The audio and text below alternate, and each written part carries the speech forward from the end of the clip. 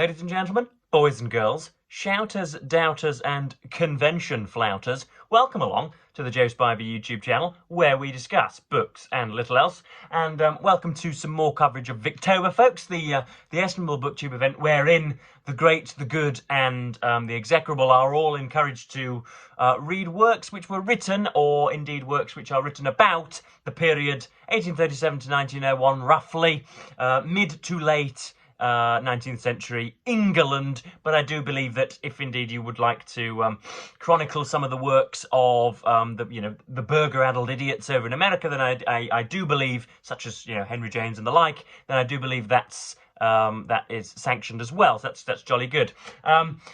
Before we get into William Makepeace Thackeray's Vanity Fair, folks, I had a small reason to just sort of flick through the first few pages of Edith Wharton, The Age of Innocence this week, because the outstanding, kind, benevolent, utterly remarkable Hannah from Hannah's Books has offered to hold my hand as I venture into the work of not just a 20th century female writer, folks, but a 20th century female American writer. So I had small reason, just to look through the first pages of The Age of Innocence, and I don't know whether, if you skip past the introduction, I don't know whether this is the case with every single one of the Everyman's Library copies that I have here, but this is just plethoric information at the start. You have a chronology of the writer's life, so you have the author's life here: born, died, beheaded, and divorced, the rest of it, but then you have what is called literary context and historical events on the same page. So the year she's born, we've got John Ruskin, Unto the Last, Elizabeth Gaskell, Longfellow, the death of Nathaniel Hawthorne, Elizabeth Gaskell writes Wives and Daughters, Lewis Carroll, birth of Kipling and Yeats, George Eliot, Silas Marner, and then we've got 10 states secede from union on the slavery issue there. So it gives you, for the airheaded Zoomers and macchiato-swilling squirrels of the 21st century, it gives you loads and loads of information. Now, if this is the case with every single one of the Everyman's Library books, then I shall have myself a consignment of them before long, because that is a great surprise at the start of a book. So that's a short thing that we'll be discussing, me and Hannah will be discussing, I'm sure, over the next few months, perhaps into the new year of 2025. But indeed, I know, no doubt, that you have discerned from the title that you're here to hear something of a review of William Makepeace Thackeray's Vanity Fair. Now, once more, before we start to dissect the book, I now have a decent game for when I am, as it were, twiddling my thumbs, when I'm in the doctor's studio waiting for the proctologist to see me, when I'm waiting for whatever it is, when there's a gap between the local councillor being guillotined and the local mayor being guillotined in public, whenever I've got 10 minutes of my time on my hands, I know what I'm going to play. I'm going to reinvent fictional middle names for William Thackeray. Of course, you've got William Makepeace Thackeray, but who's to say that you can't have William Shoot Goose Thackeray, William Skid Car Thackeray, William, what else should we say? William Sheer Lawn Thackeray, William Mow Lawn Thackeray, William Murder Prostitute Thackeray, William Swill Lager Thackeray, William this, that and the other Thackeray. So yeah, very, very strange middle name for a Victorian. William Drinkwater Thackeray, William Head Butt Thackeray, or William Butthead Thackeray. You can see where I'm going with this. So if indeed, as I say, you do ever have 15 or 20 minutes time, and indeed if you would like to deign to comment on this video, then please do indeed send in your fictional middle names for William Thackeray, and I'm sure it'll be a very welcome, humorous introduction. So yes, Vanity Fair written sometime between this period. I really should have had my dates sorted out, but where do we have? This edition published in 2001. I couldn't give two hoots about when this edition was published. Oh, goodness me, I'm going to struggle here. Let's just say 1850, why not? And yeah, this is by virtue of the title, you can tell already something of if not a social satire, then a work of social criticism, folks. That ample genre which so dogs YouTube nowadays. So yeah, this is the story essentially of two women at the start who hail from, or at least have been tutored at Miss Pinkerton's Hall for Girls, essentially. She trains governors. How about that? William Train Governor Thackeray. She trains governors at a place called Chiswick Hall, and Miss Amelia Sedley and Miss Rebecca Sharp both leave at the same time. Rebecca Sharp has, Amelia returns to her family. She is slightly spoken, sort of meek, really quite skittish, unwilling to broadcast herself to the world. Shy is the more simpler adjective that I am indeed searching for. She is shy. And Miss Rebecca Sharp is not so much the opposite, but she has something of the firebrand about her. You can tell that you would much rather spend an evening with Miss Rebecca Sharp round the table than you would with Amelia Sedley. But they leave in the same carriage, and because they have become friends, they spend the time at the Sedleys for a short while. We know early on that Rebecca Sharp has no relatives to count. She has no relatives by her side. She has a disgraceful past, or at least a disgraceful lineage, opera singers and dancers and painters, limp-wristed artists, the lot of them, not one kopeck between them. And so we know that Miss Rebecca Sharp, as I say, doesn't come from the finest stock, which in 19th century London, modernising as it was, is something of an insuperable barrier to eventual success. But yeah, so they're together, and we find that Joseph Sedley, who is Johnsonian in his kind of ebullience, he is a big, fat, cake-eating, port-swilling gentleman who spends most of his days, reposed and is essentially something of a bubbly, jolly, fat man.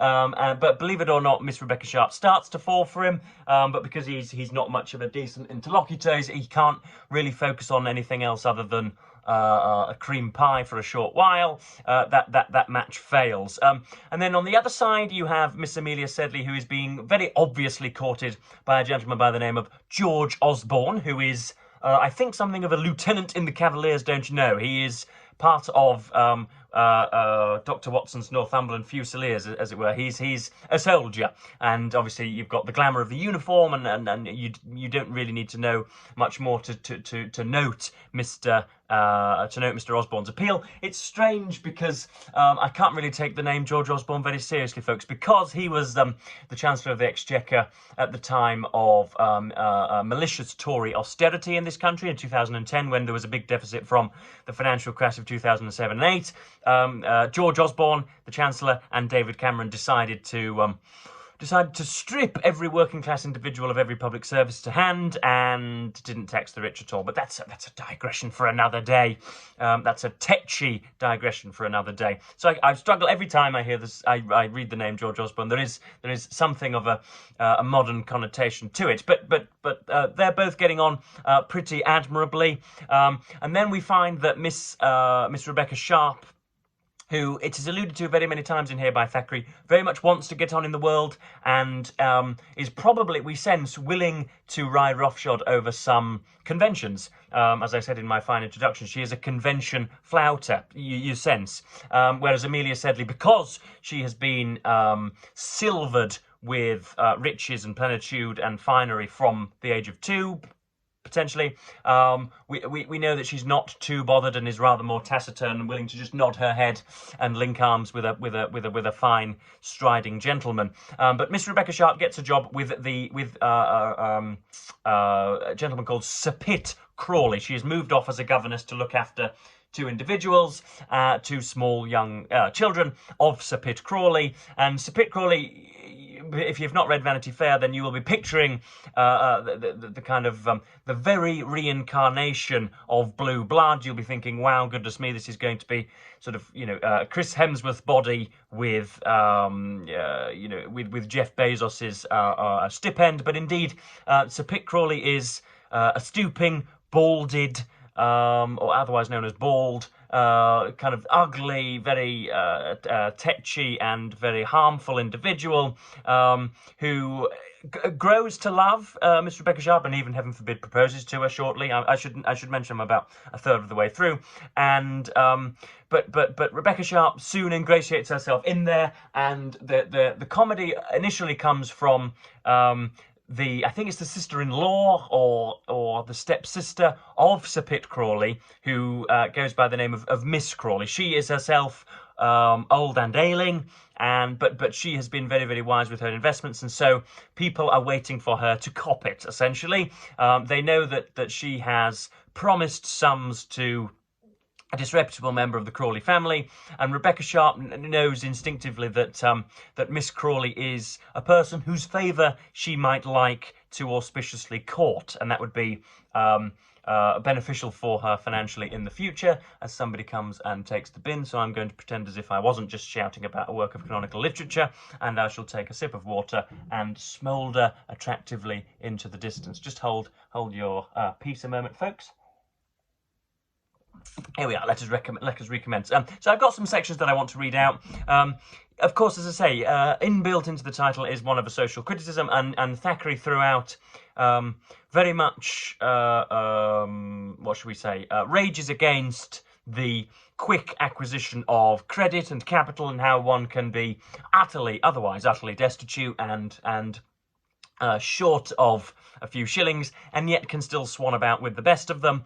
And yeah, as people begin to fuse together, as you get, as Sherlock Holmes would have said, a few million people squabbling within a few square miles, you understand that, yeah, Thackeray is essentially just railing against the insipidity of very many people in there. It's not as obvious as in Anthony Trollope's The Way We Live Now, which conveniently enough is published by the same house, a Wordsworth collection. It's not as obvious as when Trollope does it in The Way We Live Now, because there are redeemable characteristics to everybody in here. It is done more subtly and isn't done with the same indignant rage, but it's you still sense that Thackeray very much wants to criticise everybody in here and do good as a novelist with a capital G. It's quintessentially Victorian in its prose style, in that you will often see the fourth wall being broken, and he will essentially just look straight at the camera and tell you that this is a book, this is artifice, but you know, come along with me for the ride anyway. So yeah, I've got a few sections that I want to read out, and we can have some fun in that way, and hopefully you can get the gist of William Strangle Rat Thackeray. How many variations can we come up with for that? So yes, we're on page 13, folks, and we're talking about Miss Rebecca Sharp and Miss Amelia Sedley, whose interactions at Miss Pinkerton's Academy are explained here. The pompous vanity of the old school mistress, that's Miss Pinkerton, the foolish good humour of her sister, the silly chat and scandal of the elder girls, and the frigid correctness of the governess equally annoyed her, and she had no soft maternal heart, this unlucky girl. Otherwise, the prattle and talk of the younger children, with whose care she was chiefly entrusted, might have soothed and interested her. But she lived among them 2 years, and not one was sorry that she went away. The gentle, tender-hearted Amelia Smedley was the only person to whom she could attach herself in the least, and who could help attaching herself to Amelia. So you've got there the safe friend and the not risk-averse friends, but the risky friend. And then next up we have this is a great example. Rebecca Sharp is very, very willing to get with Joseph Sedley, Amelia's brother, who is what should we say, rotund and somewhat larger than life, but otherwise a nice figure, a huggable figure.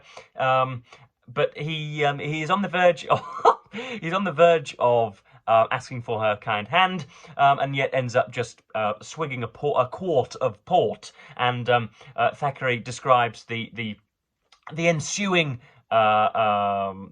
mess of a hangover. The next morning, which Rebecca thought was to dawn upon her fortune, found Sedley groaning in agonies, which the pen refuses to describe. Soda water was not invented yet. Small beer, will it be believed, was the only drink with which unhappy gentlemen soothed the fever of their previous night's potation.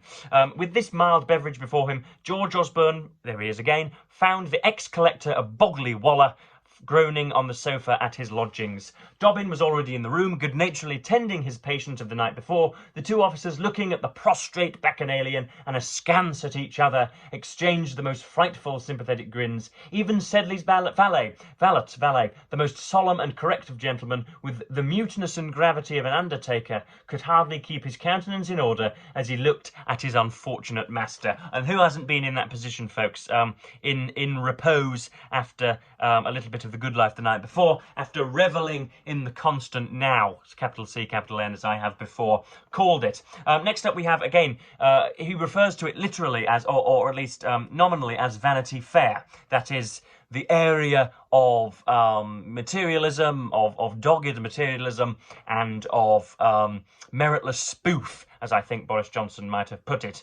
So we have something of a criticism about the ease with which many people acquire wealth, or there is a sort of constant rumination, if you will, folks, on the lottery of life, the way in which a otherwise ridiculous character, somebody who has many aversions to the world and has not one positive next to them, is somehow lauded as magnificent purely because they have £20,000 at Coots. And this is nothing new to raise, but is artfully done. I'll hope you'll agree. So we're talking about Sir Pitt Crawley and the rich Crawleys elsewhere. Vanity Fair, Vanity Fair. Here was a man who could not spell and did not care to read, who had the habits and the cunning of a boor, boor spelt like the sniffling creatures of the deep rather than a boring person, whose aim in life was pettifogging, who never had a taste or emotion or enjoyment but what was sordid and foul, and yet he had rank and honours and power somehow, and was a dignitary of the land and a pillar of the state. He was high sheriff and rode in golden coach.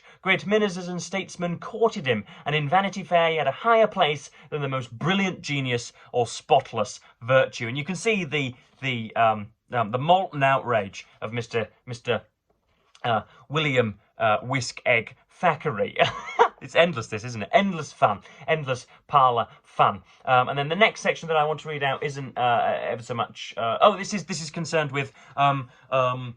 what's his name? Rawdon Crawley, who indeed Miss Rebecca Sharp eventually finds herself attached to. Sir Pitt Crawley indeed bows to her and says and asks for her hand, as I say, but she reveals later on that she is already married to her son, has been married surreptitiously to his son, rather, and so they are forced to elope because of the indignity of their position and because of the censure of all of those around them. And again, we talk about Crawley's ridiculous ability to just acquire money. He had a large capital of debts, which, laid out judiciously, will carry a man along for many years, and on which certain men about town contrive to live 100 times better than even men with ready money can do. Indeed, who is there that walks London streets but can point out a half dozen of men riding by him splendidly, while he is on foot, courted by fashion, bowed into their carriages by tradesmen, denying themselves nothing and living on who knows what? We see Jack Thriftless prancing in the park, or darting in his brougham down Pall Mall. We eat his dinners served on his miraculous plate. How did this begin, we say, or where will it end? My dear fellow, I heard Jack once say, I owe money in every capital in Europe. The end must come some day, but in the meantime, Jack thrives as much as ever. People are glad enough to shake him by the hand, ignore the little dark stories that are whispered every now and then against him, and pronounce him a good-natured, jovial, reckless fellow. So that's the auspices of blackguards, essentially. That would be a decent subtitle of the book, The Auspices of Blackguards. But I've just remembered, lurking all the time in the background is the proximity of Napoleon and the resurgence of Napoleon. After being, of course, marooned on Elba, he comes back and rallies troops and goes again at Waterloo before he gets a damn good spiffing by us plum-throated Brits. But as he returns, of course, the English are very, very aware that Napoleon could well take up arms, and Mr. Dobbin and Mr. Osborne and others are, of course, soldiers that could well take up arms and be forced to, rally on ships should Mr. Napoleon indeed incite violence and war. So yes, this is jolly, very well good. I should predict rather that the what should we say, the re-socialization of the two couples is going to take place over the next 2/3. They are both looked upon askance at the moment, both Amelia Sedley and George Osborne, and Rebecca Sharp and who's the gentleman's surname I'm going to forget, even though he's a main character, because there are so many damn people cluttering Mr. Thackeray's narrative. But that's just about it, folks. I hope you enjoyed a little run through of Thackeray's Vanity Fair. It's a hearty recommend, as it were, and you should take it up with aplomb right now, as it were. So I hope you enjoyed this video, folks. I thought that I would have to do very many reruns. I didn't think that the words would come to me. I thought that I would be, as Thackeray might have said, pettifogging, and I thought that the words would have ferreted to the nethermost corners of the room. But I've found that exposition has been in my lap as happily as ever before. So there is going to be a response video to KD Book's video on Boris Johnson's memoir very, very soon. Don't worry about that. He just thoughtlessly excused the malevolence of so many people in his videos that I can't allow him to speak without dissent. So yeah, that's coming later on in the week. And would you believe, folks, the great and the grand have offered to, or have invited Joe Spivey to a fine dinner on Saturday. So I am to be in waistcoat and tight trousers and shiny brogues, and I shall be, shall we say, what should we say? I shall be titivating all with my chatter and my prattle in a dining room near you soon. So yes, as I say, I'm prevaricating for no reason whatsoever. So yes, I am, as usual, going to thank you ever so much for watching BookTube, and as ever, say goodbye.